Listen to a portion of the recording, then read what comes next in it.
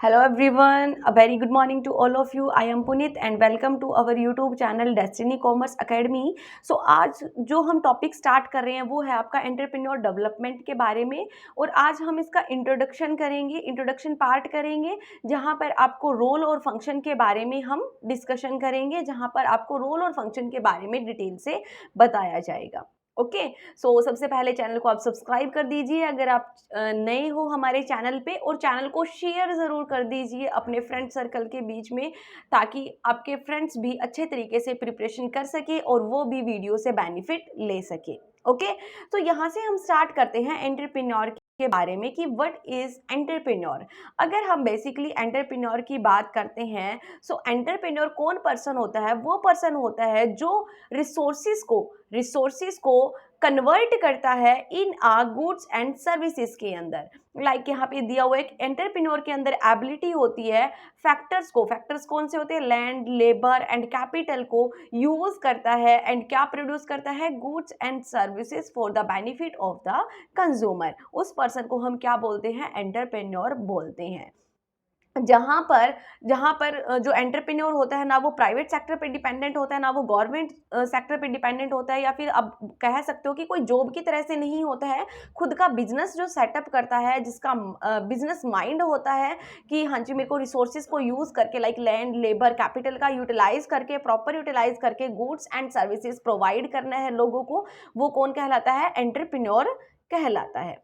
Okay यहाँ तक आपको समझ आया होगा मीनिंग के बारे में। यहाँ पे आपको मीनिंग से ही रिलेटेड सारी बातें दी हुई है। देखिए आगे यहाँ पे इसने बोला फॉर होल इकोनॉमी एंटरप्रेन्योर का जो कंट्रीब्यूशन रहता है वो मेजर कंट्रीब्यूशन रहता है आपकी इकोनॉमिक ग्रोथ के लिए एंड प्रोग्रेस, यानी कि जो भी इकोनॉमी की प्रोग्रेस हो रही है उसके लिए। और जो एंटरप्रेन्योर होता है वो एक लीडरशिप क्वालिटी का पर्सन होता है, इनोवेटिव होता है, ऑर्गेनाइजिंग स्किल होती है, job creation and formulation of the new industry, यानी कि आपके एरिया के अंदर नई नई इंडस्ट्री एस्टैब्लिश करने का काम कौन करता है? एक पर्सन जो एंटरप्रेन्योर होता है वही काम करता है।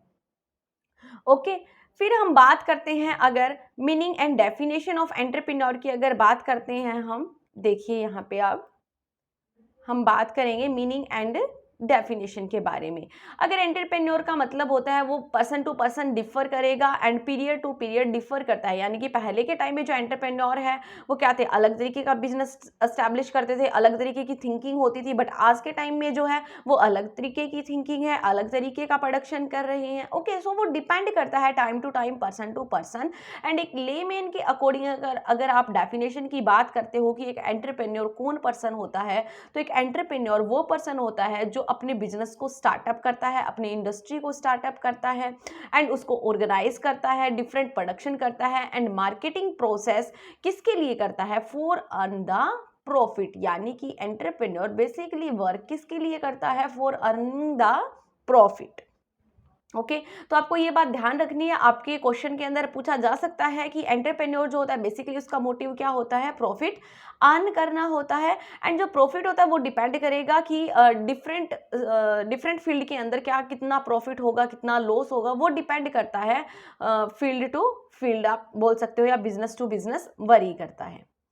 नेक्स्ट देखिए फिर आप यहाँ पर आपको बहुत सारी डेफिनेशन दी हुई है, सिर्फ आप एक बार रीड आउट कर लेना डेफिनेशन, यहाँ से आपको क्लियर हो जाएगा। देखिए कोई भी डेफिनेशन आप उठा के देख लीजिए जी।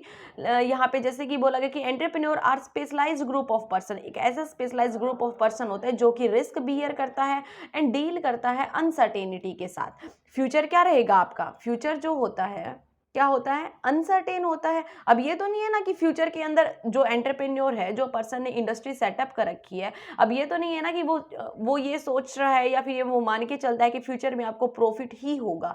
आपको प्रॉफिट भी हो सकता है एज वेल एज लॉस भी हो सकता है।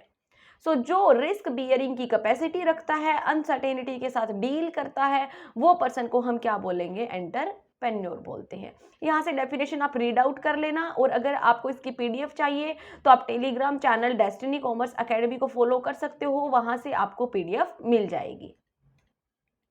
देखिए फिर आगे आप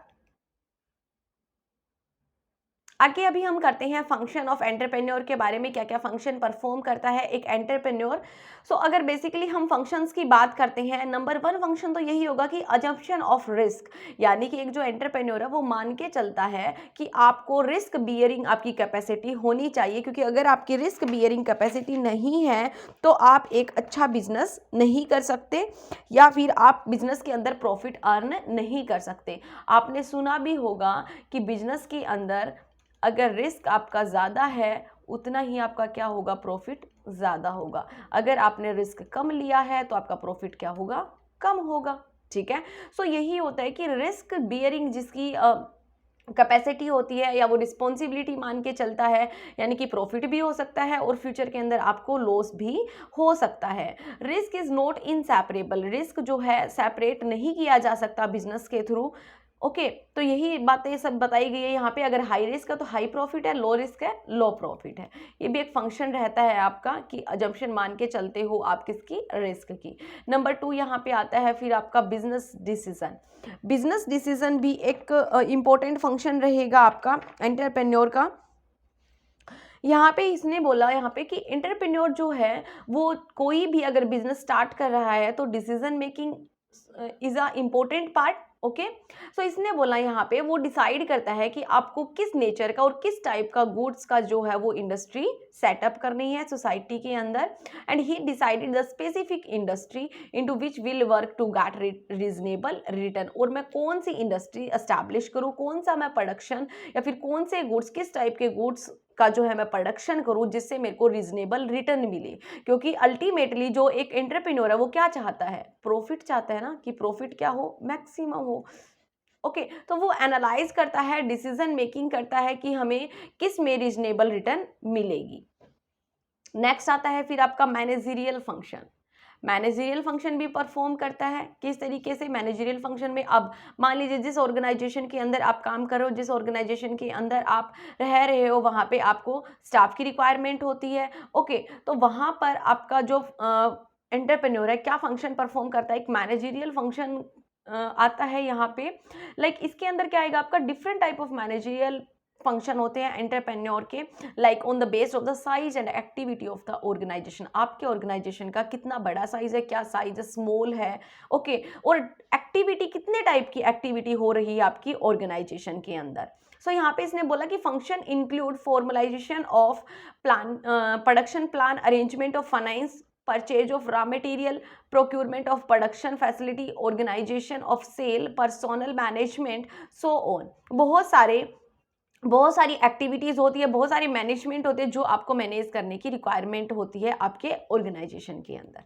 नेक्स्ट देखिए फिर fourth function is a function of innovation. Function of innovation का मतलब, इनोवेशन का क्या मतलब हुआ, नए नए आविष्कार करना, नए नए आइडियाज़ को इवेल्युएट करना। ओके, तो यहाँ पे क्या बोला इन्होंने कि एंटरप्रेन्योर बेसिकली जो है वो एक इनोवेटर का काम करता है, जो कि इंट्रोड्यूस करता है नए नए आइडियाज़ को, नए नए कम्बिनेशन ऑफ प्रोडक्ट को। यानी कि अगर हम एक प्रोडक्ट जो है वो मार्केट में लेके आए हैं तो उससे रिलेटेड हम क्या क्या और लेके आ सकते हैं, और नया लेके आ सकते हैं, क्या क्या नए फीचर एडिशन कर सकते हैं, जो हमारा ऑलरेडी प्रोडक्ट है उसके अंदर हम क्या इंप्रूवमेंट कर सकते हैं, क्वालिटी के अंदर क्या इंप्रूवमेंट कर सकते हैं। तो इनोवेशन का भी हमारा एक फंक्शन रहता है। नेक्स्ट अभी हम बात करेंगे फिर role of entrepreneur in economic development, यानी कि इकोनॉमी के डेवलपमेंट के लिए जो एंटरप्रेन्योर है उसका क्या रोल रहता है। ओके, सो आप सभी को पता है कि एक जो एंटरप्रेन्योर पर्सन होता है, मान लीजिए उसने इंडस्ट्री एस्टैब्लिश कर रखी है, तो उसका क्या रोल रहेगा। नंबर 1 क्या रहेगा यहाँ पे, एम्प्लॉयमेंट जनरेशन। अब अगर उन्होंने इंडस्ट्री सेटअप कर रखी है तो वहाँ पे क्या होगा, एम्प्लॉयमेंट का जनरेशन होगा, क्योंकि उनको काम करने की रिक्वायरमेंट है, ऑर्गेनाइजेशन के अंदर पर्सन की रिक्वायरमेंट है, तो वो वहाँ से क्या होगा, लोगों को रोजगार मिलेगा। ओके, सो एक एंटरप्रेन्योर जो होता है वो बहुत ही इंपॉर्टेंट रोल प्ले करता है, जनरेट द एम्प्लॉयमेंट अपॉर्चुनिटी, जहां से लोगों को वर्क मिलता है और लोग जो है वो गवर्नमेंट जॉब और प्राइवेट जॉब के ऊपर डिपेंड नहीं रहते। अगर किसी ने इंडस्ट्री सेटअप कर रखी है तो बहुत सारे जो आसपास के लोग हैं उनको वहीं से रोजगार मिल जाता है। नेक्स्ट आएगा फिर आपका, दे play a key role in generation of employment opportunity, like आपका जो इंडस्ट्री है वो आपकी माइक्रो लेवल पे हो सकती है, स्मॉल स्केल इंटरप्राइज हो सकता है, services center, establish industry rural and backward area, utilize surplus labour, providing in training, fostering more small industries. तो इसने बोला कि अगर मान लीजिए लेबर को ट्रेनिंग की रिक्वायरमेंट है तो वो ट्रेनिंग प्रोवाइड करते हैं। आफ्टर द ट्रेनिंग जो एक पर्सन है वो बिल्कुल रेडी हो जाता है काम करने के लिए, और फिर उसको ऑर्गेनाइजेशन के अंदर कोई भी काम जो है वो प्रोवाइड करवा दिया जाता है। बेसिकली यहाँ पे होता है कि एम्प्लॉयमेंट का जनरेशन किया जाता है थ्रू द इंटरप्रेन्योर। नेक्स्ट देखिए फिर आप, सेकेंड पॉइंट यहाँ पे दिया हुआ है formation of capital. Formation of capital के अंदर क्या आएगा यहाँ पे कि कैपिटल की मोबिलिटी, ओके यानी कि कैपिटल को आप क्या कर रहे हो, वन प्लेस से सेकंड प्लेस पे आप क्या कर रहे हो, मोबिलिटी का मतलब होता है कि वहां से स्थानांतरण करना। ओके जैसे कि इन्होंने बोला कि अगर मान लीजिए कि एक जो एंटरप्रेन्योर है उसने अपना जो फर्म है वो एस्टैब्लिश कर रखा है, अब यही तो नहीं है ना कि वो वहीं पर काम करेगा, ओके 2 साल तक, 4 साल तक, 10 साल तक, 20 साल तक कि वो वहीं पे काम करेगा, कहीं और इन्वेस्टमेंट नहीं करेगा, वहां से वो पैसा अर्न करके कहीं और भी इन्वेस्टमेंट करेगा, कहीं और भी एम्प्लॉयमेंट का जनरेशन होगा, ओके आपकी जो इकोनॉमी है उसकी ग्रोथ होगी। नेक्स्ट आता है फिर आपका बैलेंस रीजनल डेवलपमेंट, जिस रीजन में आपने जो इंडस्ट्री है वो सेटअप कर रखी है उसका भी डेवलपमेंट होगा। अगर मान लीजिए किसी बैकवर्ड एरिया में आप इंडस्ट्री को सेटअप करते हो तो वहाँ के लोगों को रोजगार मिलेगा, वहाँ पे बहुत सारे बेनिफिट, पब्लिक बेनिफिट मिले, like road transport, health, education, entertainment etcetera, okay बहुत सारे और भी फर्म जो है वो एस्टैब्लिश होंगे और वहाँ का जो बैकवर्ड एरिया है वहाँ का अच्छे तरीके से डेवलपमेंट होगा।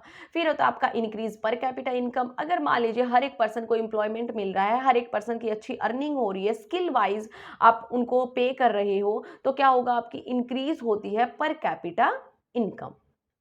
यानी कि एक जो एंटरप्रेन्योर है वो इकोनॉमी के अंदर बहुत बड़ा रोल प्ले करता है।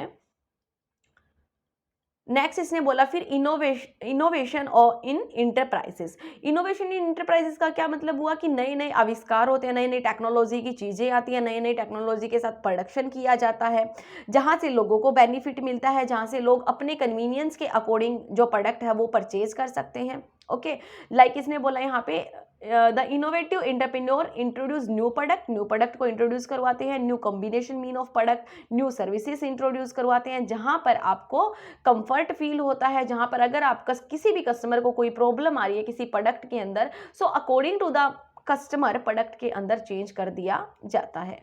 नेक्स्ट देखिए फिर आप देखिए, नेक्स्ट पॉइंट है आपका यहाँ पे ऑप्टिमम यूटिलाइजेशन ऑफ रिसोर्सेज। यहाँ पे क्या आएगा, आपका जो एंटरप्रेन्योर है वो हेल्प करता है आपके जितने भी नेचुरल रिसोर्सेज है, जहाँ पे मान लीजिए आपने कोई बैकवर्ड एरिया में अपना कुछ प्लांट लगाया, कुछ इंडस्ट्री सेटअप की है, तो वहाँ के जो रिसोर्सेज है, land, labour, capital, okay other natural resources, अगर उनका यूटिलाइज हो रहा है इंडस्ट्री के अंदर, तो वो क्या करते हैं, ऑप्टिमम यूटिलाइजेशन करते हैं उन सभी रिसोर्सेज का। This lead to the increase the production and productivity of the country. Next देखिए फिर आप, नाइन्थ पॉइंट यहाँ पे इकोनॉमिक इंडिपेंडेंस। इकोनॉमिक इंडिपेंडेंस का मतलब क्या हो कि हम किसी दूसरी कंट्री पे डिपेंडेंट नहीं रहते, हमें ये नहीं रहता कि हमें किसी दूसरी से एक्सपोर्ट करना, किसी दूसरी से इंपोर्ट करना पड़ेगा। ओके हम जो है हमारा जो प्रोडक्शन है वो खुद की कंट्री में कर रहे हैं और हमारी जो करेंसी है वो खुद की कंट्री में ही रहती है, यानी कि हम क्या बन रहे हैं, इंडिपेंडेंट। नेक्स्ट देखिए फिर involvement in youth in productive activities, यानी कि जो यूथ है उसको भी हम क्या कर रहे हैं, इन्वॉल्व कर रहे हैं प्रोडक्टिव एक्टिविटीज के अंदर through the entrepreneur, through the new setup. अब कोई भी अगर अपना नया सेटअप अगर करना चाहते हैं तो गवर्नमेंट भी क्या देती है उनको, गवर्नमेंट भी कुछ इंसेंटिव प्रोवाइड करती है। अगर आप बैकवर्ड एरिया में अगर कुछ इंडस्ट्री को सेटअप करते हो या फिर कुछ नया सेटअप करते हो, इनोवेटिव प्लान है आपके पास, तो गवर्नमेंट भी आपकी हेल्प करती है। क्योंकि अगर मान लीजिए आप अगर वहाँ पर कोई भी इंडस्ट्री सेटअप कर रहे हो, तो जो पीछे हमने पढ़ा है कि क्या क्या रोल रहते हैं, क्या क्या बेनिफिट रहते हैं, एम्प्लॉयमेंट जनरेशन होता है, प्रोडक्टिविटी इंक्रीज होती है, ऑप्टिमम यूटिलाइजेशन होता है रिसोर्सेज का। ओके सो सबके लिए क्या रहेगा, सोसाइटी के लिए एज वेल एज गवर्नमेंट के लिए भी क्या रहता है, बेनिफिट रहता है। सो जो आपका जो एंटरप्रेन्योर का जो हम कंसेप्ट पढ़ रहे हैं उसके अंदर यूथ का भी इन्वॉल्वमेंट रहता है। नेक्स्ट देखिए 10th पॉइंट आप देखिए सोशल स्टेबिलिटी। सोशल स्टेबिलिटी के अंदर आएगा कि सोसाइटी के अंदर भी एक जो एंटरप्रेन्योर होता है उसी की रिस्पॉन्सिबिलिटी हो जाती है कि सोसाइटी के अंदर स्टेबिलिटी बना के रखे। किस तरीके से स्टेबिलिटी बना के रखे कि जो सारी जो रिस्पॉन्सिबिलिटी है वो किसके कंधों पे होती है, एक एंटरप्रेन्योर के कंधों पे होती है, क्योंकि वो क्या कर रहा है वहाँ से नेचुरल रिसोर्सेज भी तो यूज़ कर रहा है ना, ठीक है। सो सोसाइटी के वेलफेयर की रिस्पॉन्सिबिलिटी भी किसकी होगी, एंटरप्रेन्योर की होगी। सो उनको time to time awareness camp वगैरह लगाना, अवेयर करना, ओके, लाइक सेल्फ कॉन्फिडेंस के बारे में, empowerment of women through the enterprises, eliminate of poverty through the enterprises etcetera. Next is local demand. Local demand के अंदर क्या आ जाएगा, यहाँ पे देखिए आप लोकल डिमांड का अगर पॉइंट हम पढ़ते हैं तो अभी हम जो पढ़ रहे थे वो हम पढ़ रहे हैं यहाँ पे role of entrepreneur in economic development. Economic development के लिए क्या रोल रहता है एक एंटरप्रेन्योर का। सो जो लोकल एरिया में आपने जो इंडस्ट्री सेटअप कर रखी है और उन लोगों की जो डिमांड है उस वहाँ पर आप क्या करते हो, उनकी डिमांड को फुलफिल कर रहे हो। Okay, manufacture through the indigenous technology, locally available skill, resources and experience in order to expand local demands, small scale enterprises in India and strive hard to expand faster rate than even increasing large scale sector. यानी कि आज के time में जो large scale sector है उससे भी ज़्यादा जो है वो स्मॉल स्केल सेक्टर जो इंटरप्राइजेज है वो क्या हो रही हैं, डेवलप हो रही हैं।